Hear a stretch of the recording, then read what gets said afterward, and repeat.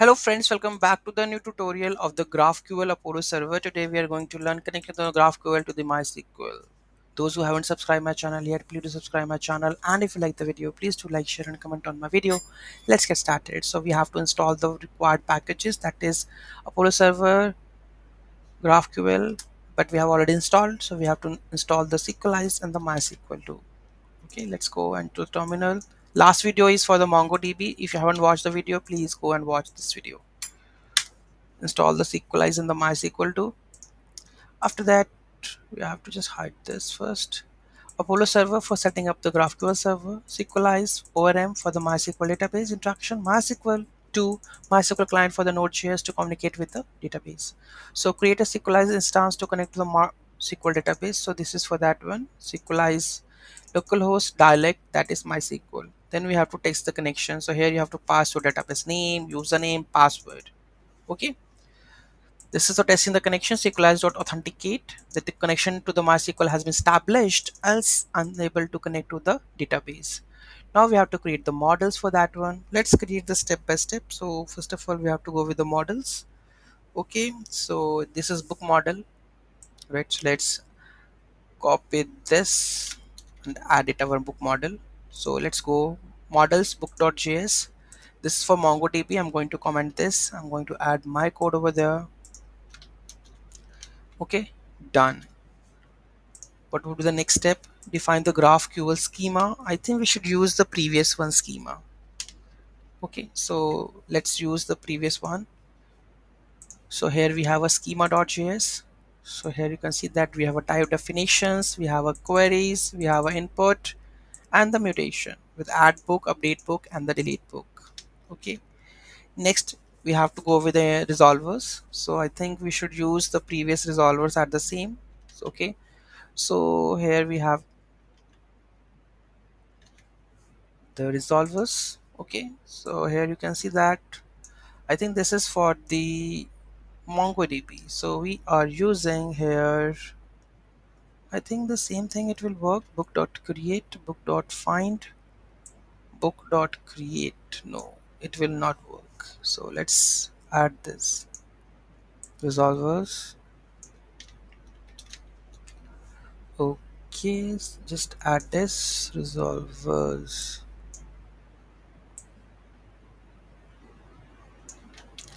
Okay, so basically we are using the only one, that is mutation, add book. Okay, new book, book.create input, insert into the database, and if something goes wrong, edit that one. Okay, rest is for first is for getting the values, find all, and this is by ID, you will get it. Okay, and this is the delete one and update one, right, by ID.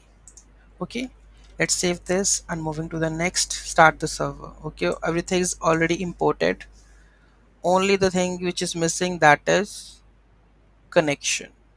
So let's add the connection. First of all, we have to import the Sequelize.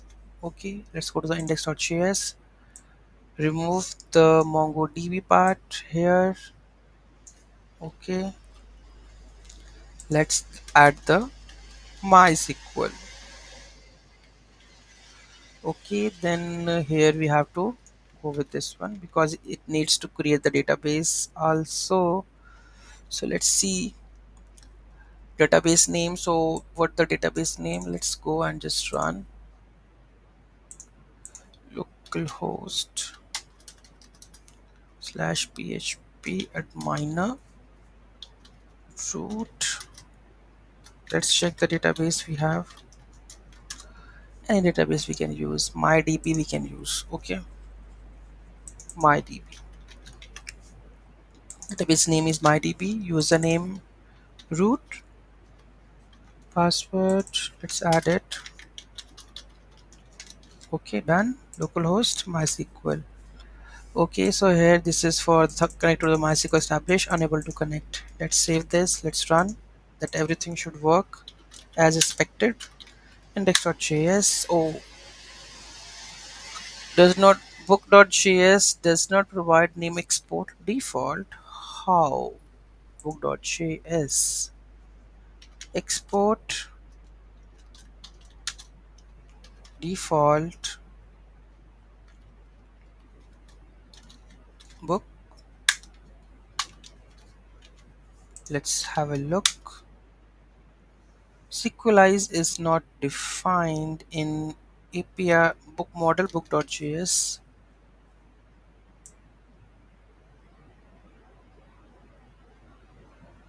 Sequelize is not defined. Let's add the Sequelize if it is not defined.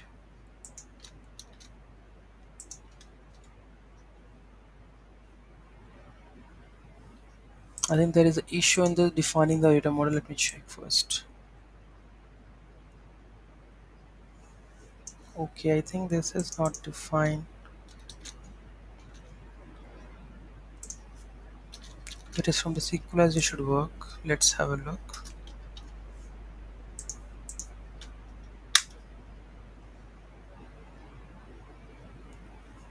Okay, let's go to the documentation of the Sequelize. Sequelize npm.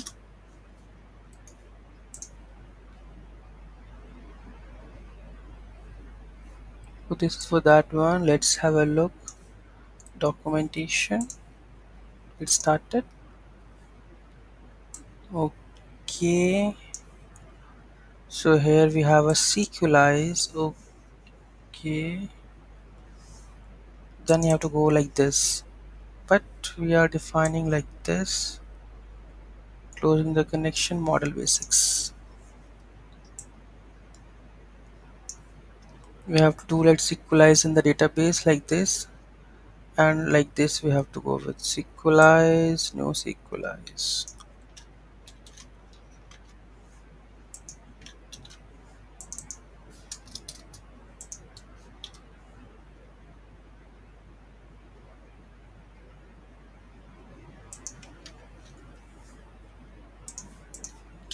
Let's run it. Sequelize is not defined. Let me check what exactly they have it. Otherwise we have to define like, but it's not from the import.